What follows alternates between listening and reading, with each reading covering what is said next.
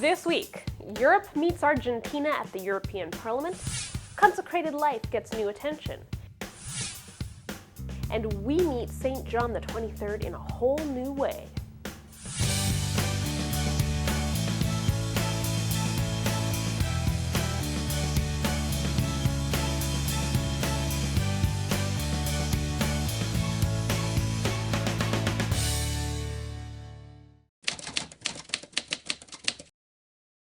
Hello and welcome to this edition of Vatican Connections. We are going to look at what's been happening at the heart of the Church. Now, on a sad note, Cardinal Fiorenzo Angelini has died at the age of 98. While that name might not sound familiar, his efforts to do the work of the Gospels was immense.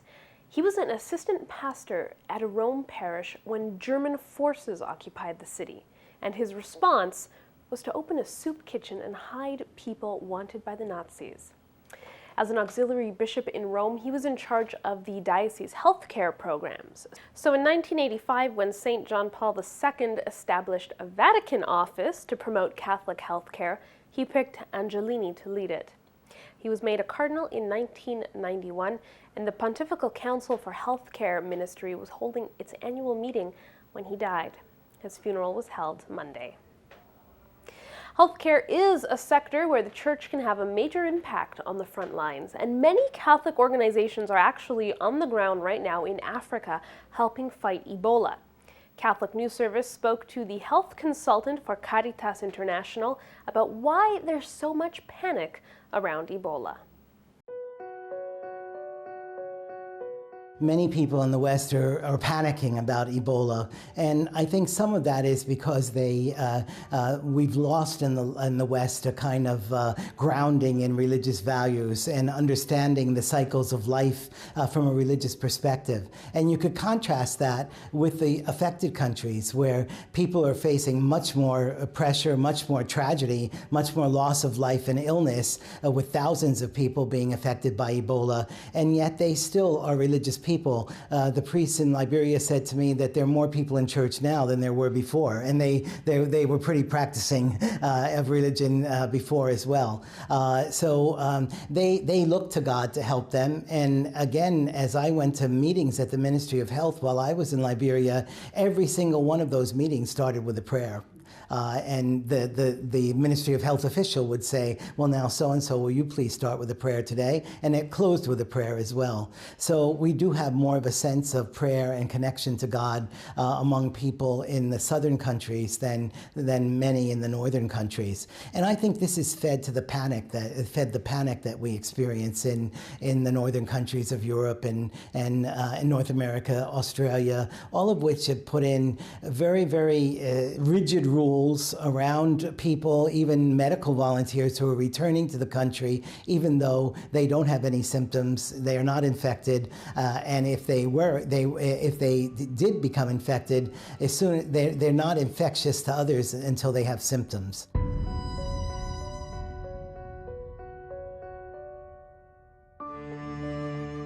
We have to admit, I mean, many priests and clergy have been afraid of this situation. They too may not have good information. They may be fed with some of the myths. And so it's important to give them that correct information and to let them know what they can do in ministering to people and what they should avoid doing. The other thing is that then a number of priests that I spoke to in Liberia told me that their parishioners were telling them, don't go near these people, because you're going to bring this illness back to us. And so we're not coming to church if you go and help so-and-so. And it takes a lot of convincing of the parishioners, first of all, not to try to block the priest from helping, but also that they too can help in a safe way and to let them know how to do that safely. Changing gears a bit, the start of Advent is just days away. As always, we're going to see some major decor changes at St. Peter's. The Christmas tree will be delivered soon, and scaffolding will go up as the manger scene is constructed. This year, the tree is being donated by the province of Catanzaro in the south of Italy, and the manger is courtesy of the Verona per l'Arena Foundation, based in the north of Italy. It's a foundation that promotes cultural events at Verona's historic outdoor arena. It will be a while, though, before we see the creche unveiled. That doesn't happen until Christmas Eve. Now, you might recall several months back, the Vatican announced that 2015 will be the year for consecrated life. That dedicated year actually kicks off this week with a prayer vigil and a solemn opening mass. The Congregation for Religious Life has a full slate of events lined up through 2015 to help support religious communities of all kinds. They've already held some seminars on economic best practices and will be holding others targeted at different groups. As well, the congregation will be working on revising the Vatican's document for cloistered communities and drafting a document for communities of religious brothers. This year marks the 60th anniversary of the Second Vatican Council's document Lumen Gentium on the people of God. Now, what better way to remember to mark that anniversary than to get to know a little bit better the architect of the Second Vatican Council? Salt and Light had an opportunity recently to speak to the last remaining nephew of Pope John XXIII. And here is what he had to tell us about his uncle, the Pope.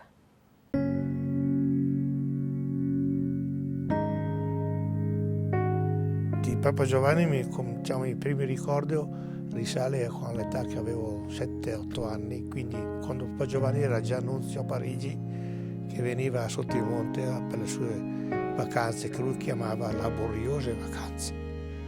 E io le facevo da piccolo facevo da chierichetto.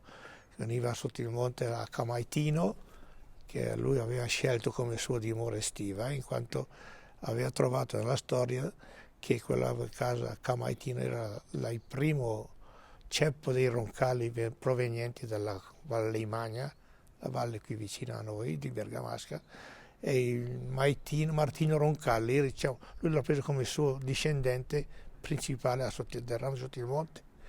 E questa casa lui l'aveva presa in affitto da vescovo, perché diceva che io sono un figlio di contadini, i miei fratelli sono contadini, però dice il decoro da vescovo non posso mica andare, se diceva qualcuno, perché effettivamente lui in vacanza aveva sempre degli incontri con personalità della parrocchia o della diocesi di Bergamo o persone sue conoscenti, allora voleva avere una casa, diciamo, decorosa. E durante le sue vacanze sotto il monte, alla sera i fratelli, a volte anche noi nipoti, io più piccolo, poi più mano che sono cresciuto in età, fino a quando è diventato Papa, qualche volta salivo anch'io alla sera, Papa Giovanni parlava con i fratelli dell'andamento della famiglia, dei bacchi da seta, della stalla, insomma di queste cose della vita familiare dei contadini.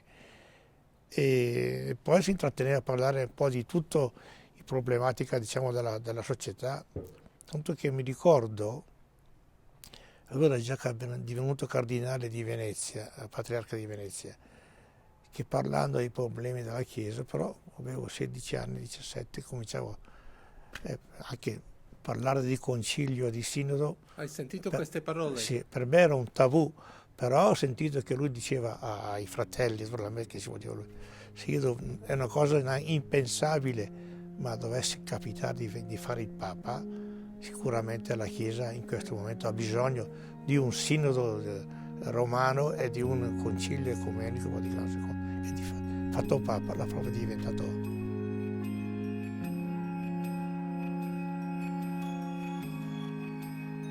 E io lavoravo allora in un'officina qui vicino sotto il monte, a 6-7 chilometri. Facevo il secondo turno pomeridiano. Alla sera, verso le 8, le ore 20 di sera, arriva in officina a fare il suo giro il datore di lavoro. E mi dice, sai che hanno fatto il Papa? Io dico allora, perché non possiamo... Ma guarda che è tuo zio, mi dice. Ah sì? Vabbè. Però lui non è che ha dato importanza, io cosa dovevo fare? Ho continuato ancora il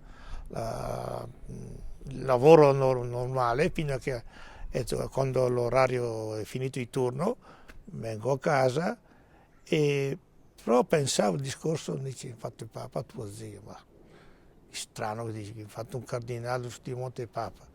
Però vedevo che più mi avvicinavo al paese che c'era qualche cosa di insolito quella sera, Infatti quando arrivo in paese, poi vado per entrare nel cortile a casa, piena di gente. Ora è proprio vero che Papa Giovanni, che lo zio l'ha fatto Papa, non sapevo ancora che si chiamava Giovanni, perché non aveva notizie. Però visto che non potevo entrare in casa perché c'era una massa di giornalisti, di telecamere che intervistavano il papà e gli altri, poi andavano dagli altri fratelli di Papa Giovanni, mi sono messo anch'io con i compagni, gli amici del paese, siamo andati a far festa. E allora non era come essere possibile. Siamo andati nei campi, perché era tutta campagna ancora sotto il monte, a prendere gli steli di grana turca e le pannocchie e portarli su in alto al colle di San Giovanni a fare i falò. Sotto il monte quella sera è tutto un falò.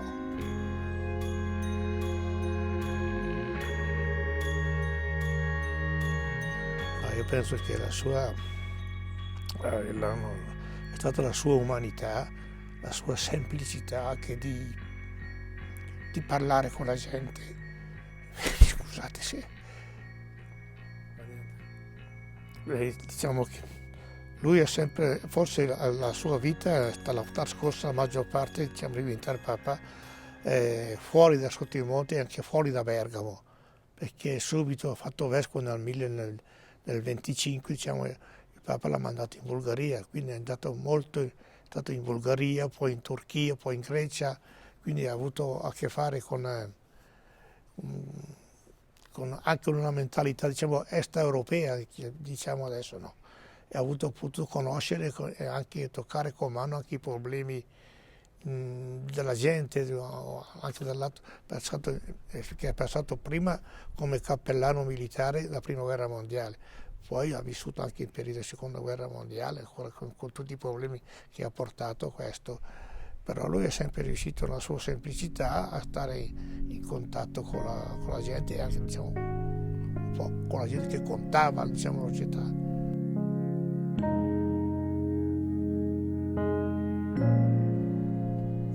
Per lui, diciamo che per noi di sotto il monte, andando a Roma la prima volta da Papa,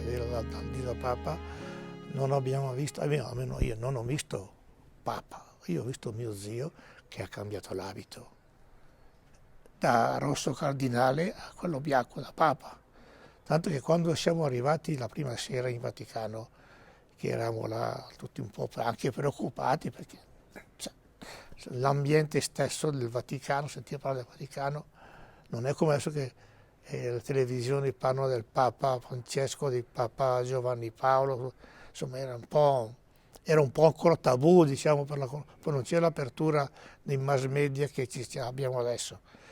Eravamo preoccupati come dovevamo comportarci. Arriva qualcuno e dice: di solitamente con il Papa ci si mette in ginocchio. E noi ci siamo messi in ginocchio. E invece è arrivato lui, il Papa Giovanni, ancora nella sua semplicità, non è che sia, dice, prima di tutto, parlando tra parentesi in bergamasco, parlava in dialetto a noi, ci ha detto in dialetto: "Cose figlie, cosa fate lì su?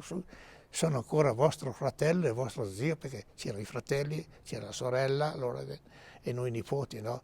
Sono ancora quello, ho cambiato l'abito, sono diventato bianco anziché rosso, per dire.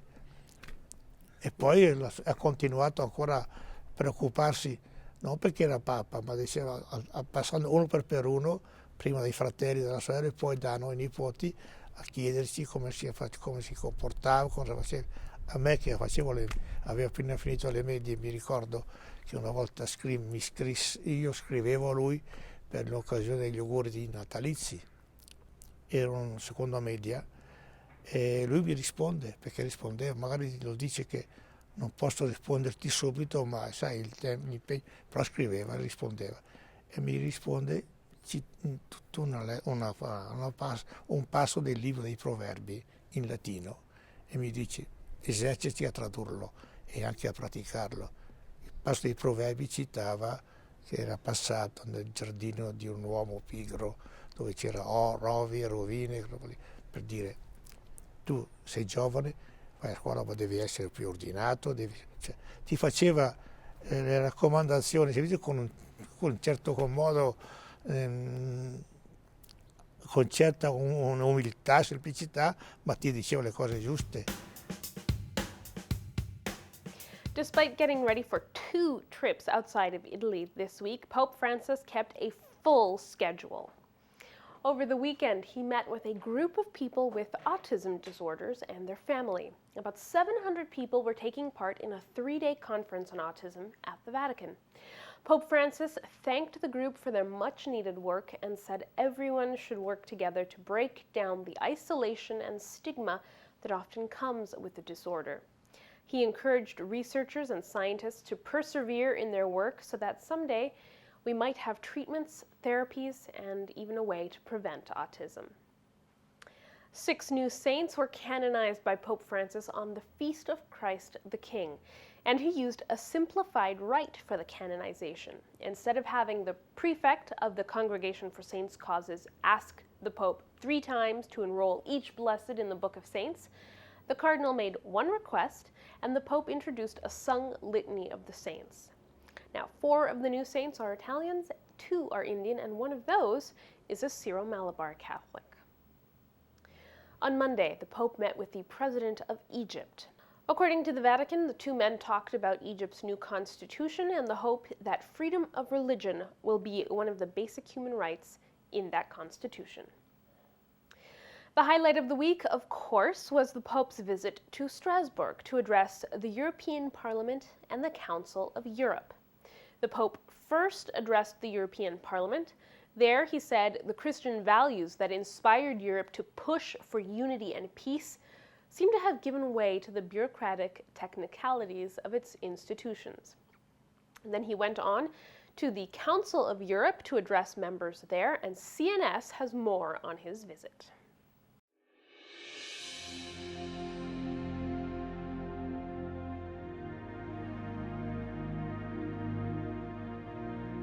Un'Europa che sia in grado di fare tesoro delle proprie radici religiose, sapendone cogliere la ricchezza e la potenzialità, possa essere anche più facilmente immune ai tanti estremismi che dilagano nel mondo odierno, anche per il grande vuoto ideale a cui assistiamo nel cosiddetto Occidente, perché è proprio l'obbligo di Dio e non la sua glorificazione a generare la violenza. Non possiamo qui non ricordare le numerose ingiustizie e persecuzioni che colpiscono quotidianamente le minoranze religiose e particolarmente cristiane in diverse parti del mondo. Comunità e persone che si trovano ad essere oggetto di barbare violenze, cacciate dalle proprie case e patrie, vendute come schiave, uccise, decapitate, crocefisse e bruciate vive sotto il silenzio vergognoso e complice di tanti.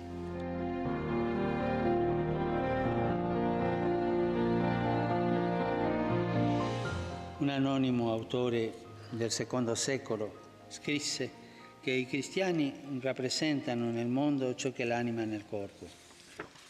Il compito dell'anima è quello di sostenere il corpo, di esserne la coscienza e la memoria storica. E una storia bimillenaria lega l'Europa e il cristianesimo. Una storia non priva di conflitti e di errori, anche di peccati, ma sempre animata dal desiderio di costruire per il bene. Lo vediamo nella bellezza delle nostre città, e più ancora in quella delle molteplici opere di carità e di edificazione umana comune che sostengono il continente. Questa storia in gran parte è ancora da scrivere. Essa è il nostro presente e anche il nostro futuro. Essa è la nostra identità. E l'Europa che fortemente ha bisogno di riscoprire il suo volto per crescere, secondo lo spirito dei suoi padri fondatori, nella pace e la concordia, poiché essa sia stessa e non ancora esente dai conflitti. Wednesday was the general audience, and in his catechesis, Pope Francis focused on the end of the world. He said, in the Christian perspective, the difference between people is not who's dead and who's not, but who is in Christ and who is not. He also said, when we think of what awaits us in the next life, a life where sin and pain are no more, we realize that belonging to the Church is truly a gift, and it brings with it a large vocation. There were some notable appointments this week. Let's see who they were. On Monday, Pope Francis met with the heads of the Vatican dicasteries. Now, many expected that he was about to roll out his reform of the Roman Curia. He did not. Instead, on Monday, it was announced that Cardinal Robert Serra will be the new prefect of the Congregation for Divine Worship. You'll recall the previous head of that congregation was Cardinal Antonio Cañizares, and he was moved to Valencia. Also in Spain, Bishop César Franco Martínez has been named Bishop of Segovia. Bishop Franco was an auxiliary of Madrid, and actually, he co-wrote the World Youth Day 2011 theme song. On the North American side of the Atlantic, Bishop Donald Hying has been named Bishop of Gary, Indiana. He was previously an auxiliary in Milwaukee. This week we got a question from a viewer on Twitter. @Manny T. Lopez asks, when is Toronto going to get its new auxiliary bishop? Before Christmas? Well, that's a big question, and there are several dioceses around the world and in Canada waiting for Episcopal appointments. Now, the reason it takes so long is that there are a lot of steps in the process, and even so, the Pope has the final say and can make things start all over again. So first, bishops in a region submit to their metropolitan archbishop names of priests that they believe would be good bishops. These names are reviewed by the bishops, voted on, and the final list is submitted to the bishops' conference. So basically, there is a list on standby for whenever there might be an episcopal vacancy. That list is then given to the apostolic nuncio in the country. And the next step involves the nuncio doing his own background research on those candidates whose names he's been given. He sends 3 names and his report on those people to the Congregation for Bishops. And then things slow down significantly. The full Congregation for Bishops meets twice a month. A cardinal is assigned to give a full report to the congregation about the candidates being considered. If the candidates are priests, then the whole congregation has to be a part of the decision. Otherwise, a bishop being moved to a new diocese or made an archbishop, just the prefect can handle that. So the full congregation can either accept one of the 3 names, or they can go back to the nuncio and ask him to start all over again. If the congregation agrees that these 3 names submitted by the nuncio are suitable, they take those names and the recommendations to the Pope. And then they leave it with the Pope. And when the Pope is ready, he tells the congregation what he has decided. So you see, this can take a long time. As for Toronto, my sources indicate the Archdiocese won't be getting a Christmas present from the Pope, but there might be something to look forward to in the new year. Vatican Connections is interactive. We answer your questions and explain things you want to know. You can reach us on Twitter @VatiConnections or by email at info@saltandlighttv.org. We'll try our best to answer your questions during this part of our show.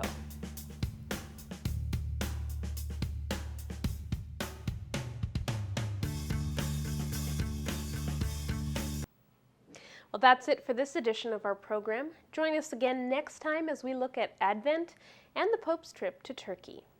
As always, you can follow us on Twitter or Facebook for regular updates, or check our blog, and you can now also watch us on Roku.